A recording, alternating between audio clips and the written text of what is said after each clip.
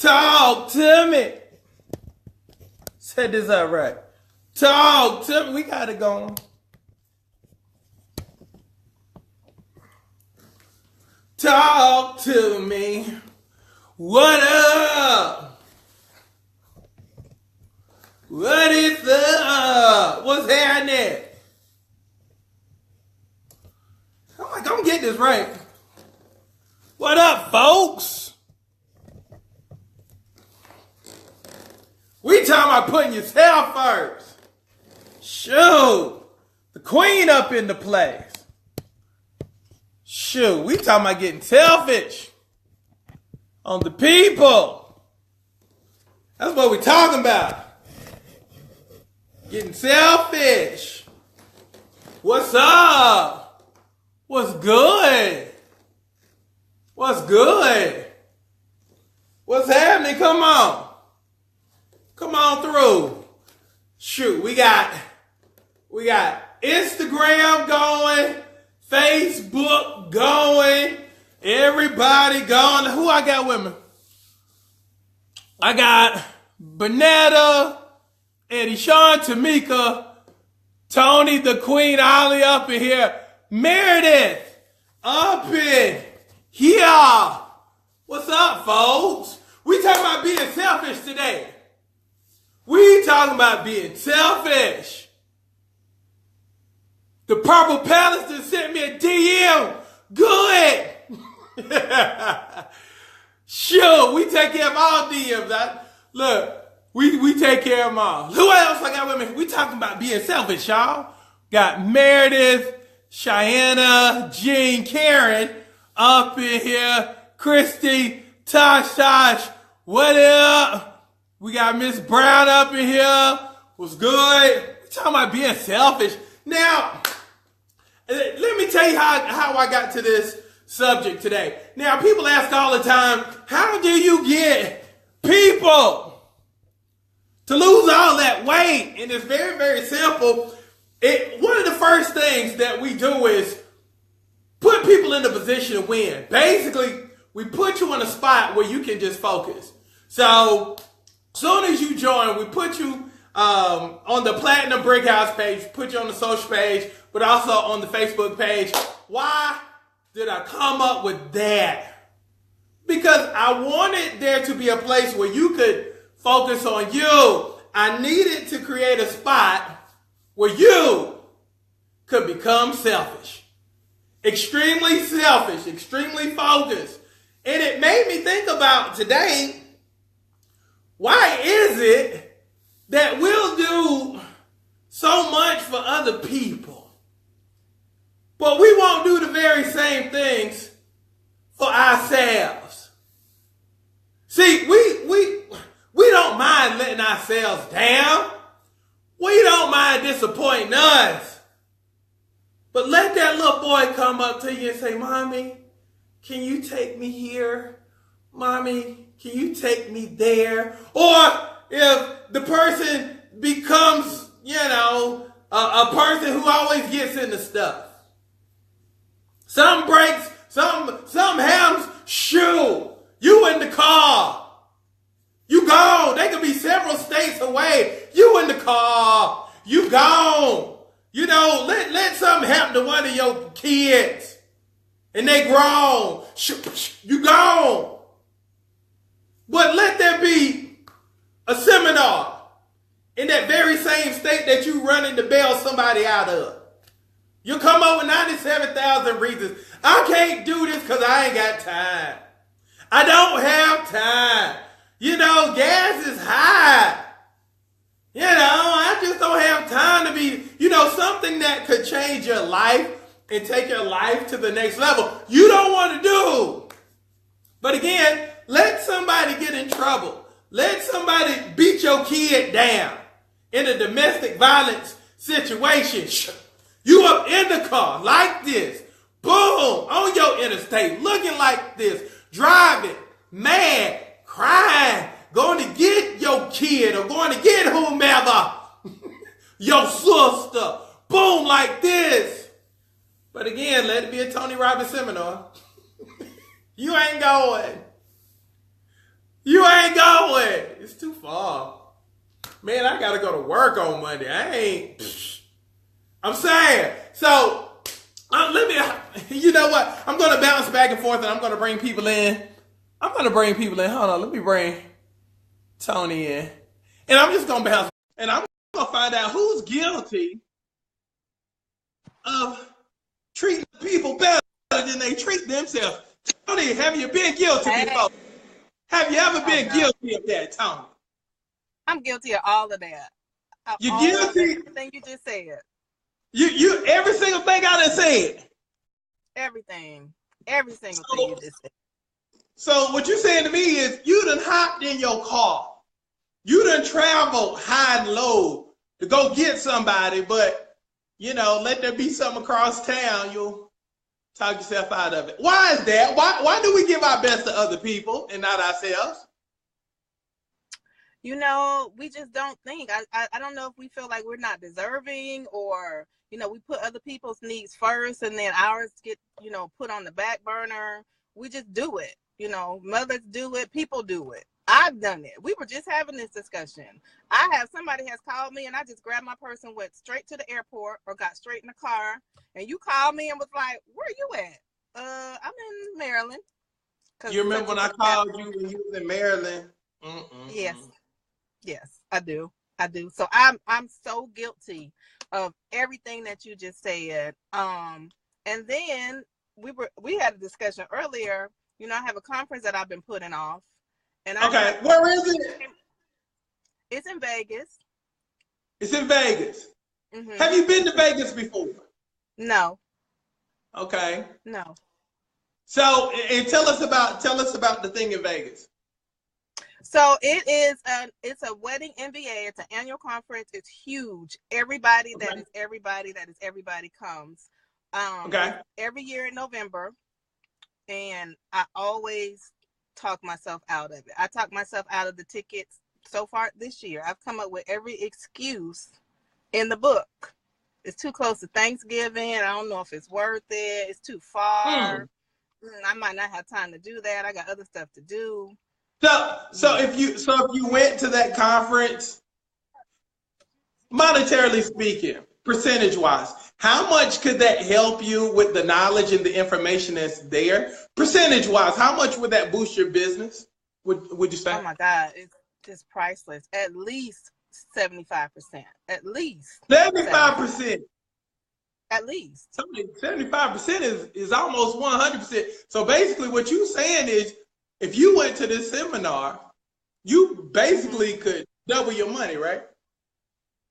Pretty much. Yeah, that's pretty much what I'm saying. Okay, now let me ask you this. And the date on this is when? November 2nd through the 5th, excuse me. 2nd through the 5th, I believe it is. November 2nd through the 5th. Okay. Now, imagine your grandson, Keyshawn, is out in Vegas.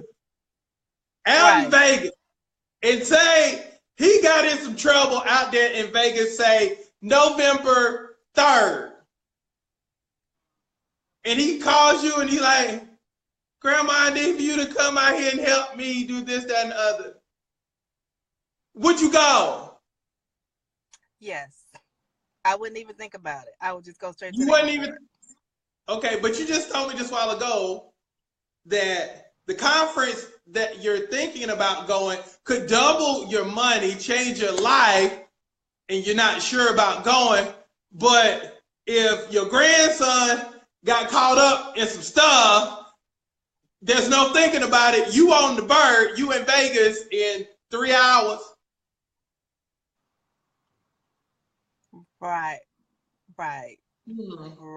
Well, see, I'm so glad I have people like you in my life, because you break it down, because I didn't think about it like that. Like, I never thought about anything that you said. So now that you put it like that and you say it back to me, it sounds real crazy. It sound crazy. Look, you got people on other social networks like, what? Yeah, right. But I'm pretty sure that everybody else has been guilty of that too. I'm pretty sure. Now I'm going to ask you this: Do you not deserve to be rich? Of course. Yes. Do you not deserve to be prosperous? Yes, I do. I definitely do. So why not do the things that's going to make you prosperous, and why not do the things that's going to put you in a position to have a lot of abundance in your life, versus had it been something negative, you would have just flown on out there too. Wow. No reason. No reason. No reason. No excuse. Actually, I can't think of nothing. But again, we'll go ahead and give our best to a negative situation, but we'll give absolutely nothing to a life-changing experience that could basically change our lives and change the trajectory of our lives. Isn't that crazy? Yeah, we'll invest. Crazy. We'll be all in and we'll invest in negative stuff that won't do nothing. But we'll have paralysis through analysis when it comes to stuff that can take our lives to a different level. Is that not crazy? Yeah, that's crazy. Yeah, that's real crazy. Yeah. It sounds real crazy. It sounds real crazy. Does that not sound crazy? Oh, wow. Now that you put it like that, it sounds like, yeah, it sounds crazy. Yeah. So can we agree that you're gonna go to Vegas to double down on your life? Yes, I am going to Vegas. I am going to Vegas to double down on my life. Yeah. Look, I'm gonna see if I can bring somebody else in. Love you, baby. Okay, love you too. All right. Dude, I'm seeing. Look, who else want to hang out? Wait, let me see who else I can bring in. Let me see if I can bring Misty up in here. I'm bringing folks in. Misty, Charleston, South Carolina. See if I can bring Misty up in here. Misty. Yes, Coach. Have you been guilty of giving your best to everybody else, but not doing the same for yourself? I have. I'm not gonna lie, I have. Again, give me a reason why you short you. Because I've always been that person that just give. I've always been that person to just give. Like the last time we talked, I had walked away from my job. Okay. They offered me more money to come back. The reason why they offered me more money is because they didn't have anybody to take my spot. Okay? I had asked them for more money in the beginning. You understand what I'm saying? Before I even walked away, I asked for more money. They told me they couldn't find it in the budget to pay me more money. But they found it in the budget to pay me more money. Isn't that amazing? It's just amazing. Look at God. Look, why don't you do it 10 times out of 10? Lord, I'm running. Trying to make 100 because 99.5 won't do. Go ahead. Just won't do. But now, the thing that really kind of got to me was the fact that when I did this, when I came back, as soon as I came back, I get a phone call from my mom. I need you to come and drive me and my girls to Cherokee. Okay. What's in it for me? Okay. You know, nothing. And everybody look at me like, that's your mama. Say it again. I said just the sheer joy of being able to chauffeur people around. You ain't getting no joy out of chauffeuring people. I mean, look. But see, this is the thing. Let me ask you this. Do you feel like when you have agreed to do stuff in the past, do you feel like you've kind of facilitated this type of behavior today because of stuff that you've agreed to in the past? I did. And because I used to, when I worked at Bose Corporation in Columbia, if my mother said, I need you to come take me wherever, I would call out of work, or I would tell my supervisor, hey, look, I can't go to work right now. I got to go take care of my mom. Even if it meant I'm driving my mother from Columbia to Louisiana, or from Columbia to Mississippi, or from Columbia to Charlotte. It didn't matter where my mama needed to go. I would just take off from work and just take her. And it's gotten to the point now where if she want to go somewhere and it's driving, she calls me. But as soon as I say I can't do it, yeah, it's like as soon as I say I can't do it, it's like I gotta hear, well, oh, you can't take time for me? I'm your mama. Yes, I realize you're my mother, but I also need you to realize that, mama, I have a life. Right. Can I ask you a question? And I already know the answer, but I'm just gonna hear what you said. Do you think, as my Uncle Charles would say, do you think you spoiled them? I did. I did. Okay. So, and let me ask you this. And let me ask you this. Do you think parents have a bad habit of trying to test you to see if they still got power and control over you, so they'll do certain things just to see if they still have that type of manipulation over you? Oh my God, yes. And I try not to be like that when it's to the point where she always asking me, well, have you heard from the girls? No. Why? Because they have a life. You understand what I'm saying? Granted, all three of my kids are military, or they were military, because my girls, they're out now. But my thing is, I don't bother them because I know my youngest daughter is in Savannah at SCAD. I know my oldest daughter is working at Gulfstream, and my son is clear across the country in San Diego. I'm not going to bother those kids. Now, let me ask you this. Do you think she's trying to continue the trend? You know, because it's kind of like she's done that with you, so now she's expecting you to pass that same behavior down to your kids, and it's kind of, it's kind of like a cycle. And let me ask you this question. Did her mother do that to her? Yes. So it's a cycle. Yes, and speak of the devil, she was calling me just now. So yes. We done talked up. We she probably watching podcast right now. Hey, Mom. she probably all right there. Look, she probably trying to get on. Yeah, one of them things. But, it's to the point where she was already to the point where it was one of those, well, she called me. Well, Mama, I'm not your electrician. I need you to go ahead and pay that person to fix that. Well, I need a ceiling fan put in. Call your electrician. Let somebody go ahead and do that. But I'm trying to get to the point where, like you said, trying to put me first. Right. I've raised my kids. Now it's time to do me. Right. In a sense, you understand what I'm saying? So I've learned because it wears you down. It wears you down to the point where you feel sick sometimes. Yeah. Now let me ask you this question. You ready?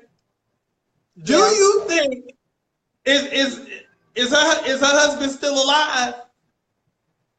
He is. Okay. Do you think, in a sense, you've taken his place? That was good. That was good, wasn't it? Look, that had you gone. That's a real good one right there. That's a real good one right there. Yeah, because you were like, dang, I am. Yeah. Yeah. And it's so bad, you basically the man of your relationship with your mama. It feels like it. Okay, so now here comes an even better question. What do you do to kind of cut that so you still can live out your life? Because we from the country. So So it's kind of like this. This is what I've noticed about folks like us, and maybe somebody else is going through this too. A lot of times, it's kind of like as kids, we serve our time with our parents, then the parents die, and then you look around, the next thing you know, you 60, 70 years old. So you never got a chance to live out your life because you're ushering out your folks. So my question to you is, how do you still stay daughter, but also create parameters so you still can have your own life? How do you find that middle to where you're being true to yourself, but also still being a good daughter to her? Where's your middle? Oh goodness, I never thought about it. Yeah, and a lot of people don't. That's why I asked that question. Where's your middle? Because okay, let me ask you this. If you were seeing somebody and they just wanted you, y'all cool, and I know that's your mama, but if it was somebody you were dating and they were like, hey, I need you to take me to the store. Can you get off? What would you say? Just some random person you've been seeing for a little bit. What would you say? That's going to have to wait till I get off. Okay. Now keep that same mindset. Why can't you tell your mama the same thing? Because, I mean, at the end of the day, nobody gets special privileges just because they had you. Why can't you wait?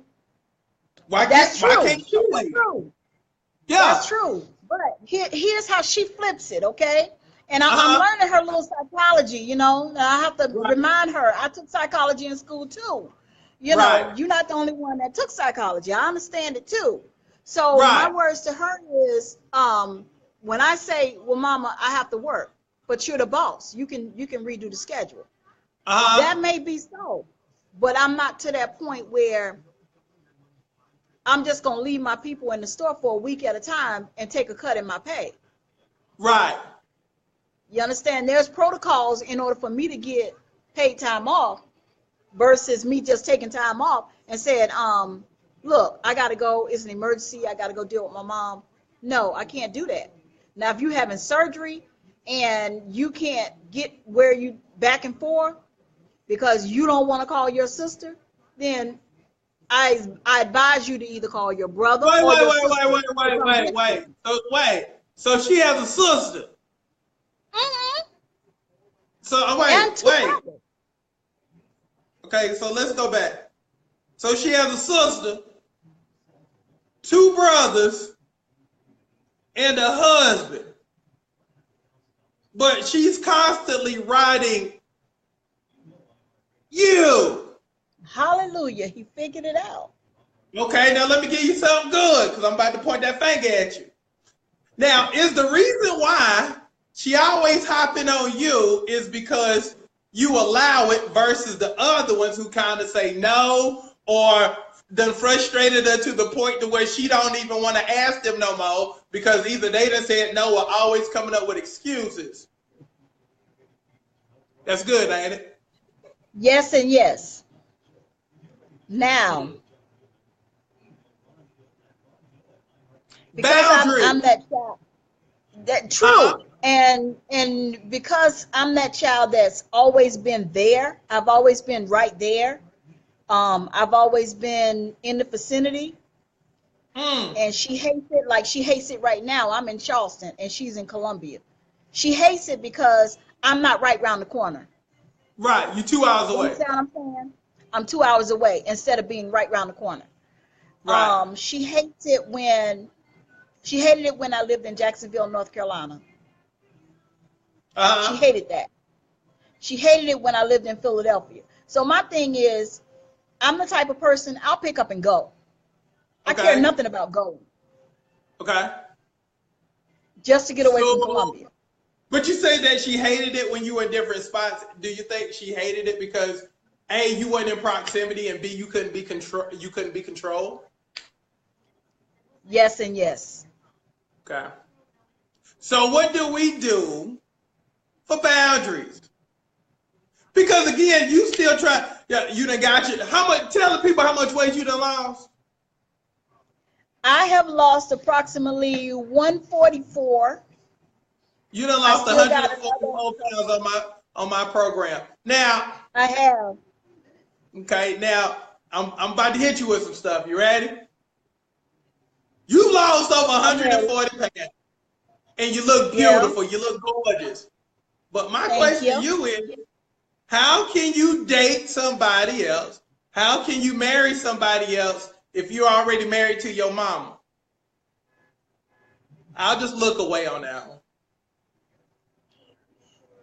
You almost made me curse just now. Because you realized I was telling the truth, huh? You are telling the truth. How can you? Because you know life is different when you bigger. Because you know ain't nobody want nobody like that. All of that roundness. Yeah, it was a lot. Yeah. It was a lot. There was a whole bunch of you.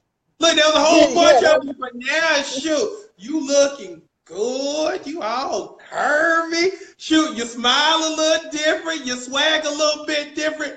But again, it goes back to the magic question of how are you going to date somebody? How are you going to marry somebody when basically you already have somebody occupying that spot? Your mother occupies that spot. So what do we do to move mama over so you can have the person to ride out the rest of your life with? Because I'm going to tell you right now, if your mama is still in that spot, ain't no dude going to try to move somebody's mama out that spot. I'm just going to tell you straight up as a man. That's true. That's true. Wow. Never thought about it like that, huh? No, I haven't. I really have not, because when you put it the way you just put it, you know, it's almost as if, even though she has her husband, it's like I've taken his spot. Right. You know, and in some instances, I can see why he's so sickly. The woman. Yeah. She done ran him to death. She don't want him out. And now that you're able to buy the vessel, hey, let me get you. Yeah, you know, and it's to the point right now, you know, and I'm trying to make her understand. I'm trying to get me together. If I could lose, no, I'm not gonna say if. Okay. Long as I continue to lose the weight that I'm losing and going at the pace that I'm going,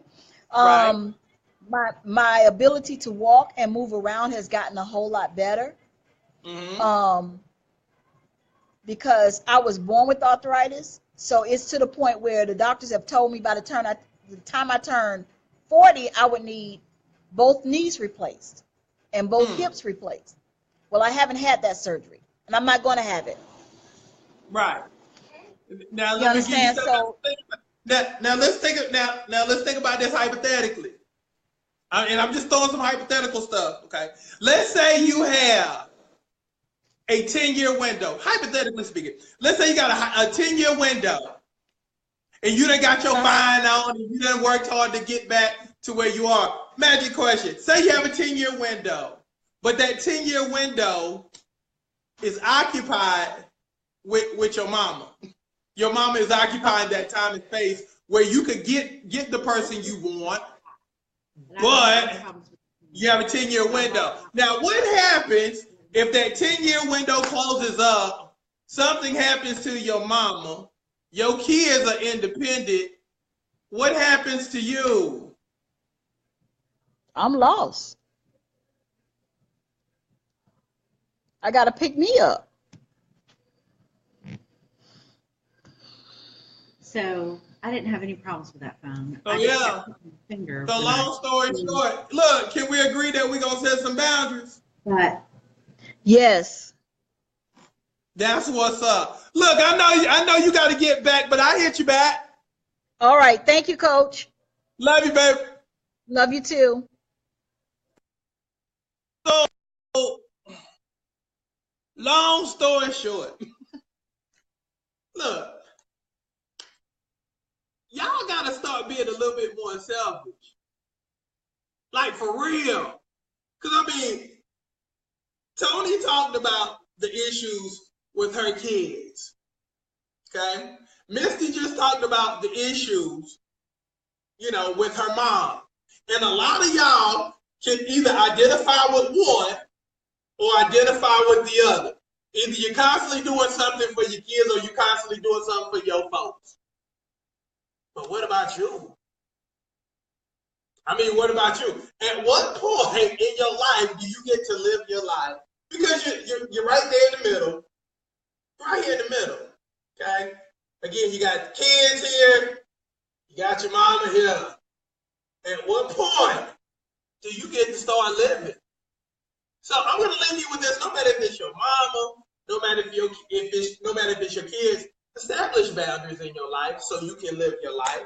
Because if you don't, you'll be like what Misty said, tired all the time because somebody else is running your life. You never get to live your life because somebody else is constantly manipulating your life. And if you notice what Misty was saying, she was talking about the psychology. And let's face it, you know, we love our folks, but they do play head games now. Look, they do play a little psychology with you and try to manipulate you.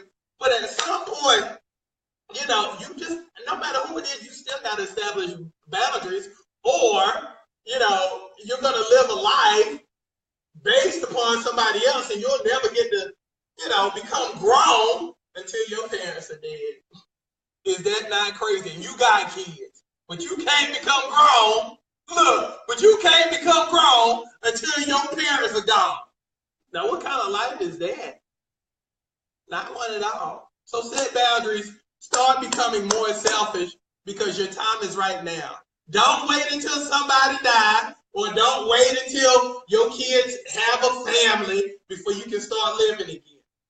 Again, this is your time. So be extremely intentional about being selfish. Be extremely intentional about living your best life now, because again, everything will not start until A, you feel like you deserve it, or B, you just get sick and tired. And then whenever you become sick and tired, there's going to be some animosity there. I mean, who wants animosity? I'm just saying. Look, the time is now. So love each and every single last one of you. Let's be selfish. Look, put yourself first, because it makes no sense for you to live a life where everybody puts you last, and you're in agreement with it because you participated. Nobody can make you do anything, but it's going to continue until you decide. Make that decision, y'all. Love y'all. I'm up out of here. Y'all be good.